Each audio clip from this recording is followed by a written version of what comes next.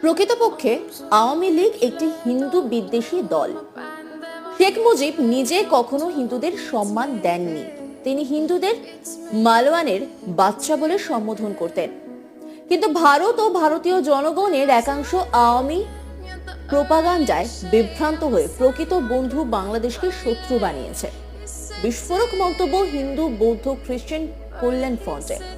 আর এই মন্তব্যের পরই একাধিক প্রশ্ন দানা বেঁধেছে।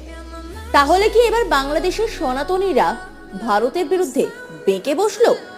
ভারতের সংবাদ মাধ্যম ও ধর্মান্ধ রাজনৈতিক গোষ্ঠী বাংলাদেশ সম্পর্কে মিথ্যা অপপ্রচার করছে উল্লেখ করে তা বন্ধের দাবি জানিয়েছে বাংলাদেশ হিন্দু বৌদ্ধ খ্রিস্টান কল্যাণ ফ্রন্ট। ফ্রন্টের নেতা কর্মীরা বলছেন, ভারত ও ভারতীয় জনগণের একাংশ আওয়ামী প্রোপাগান্ডায় বিভ্রান্ত হয়ে প্রকৃত বন্ধু বাংলাদেশের জনগণকে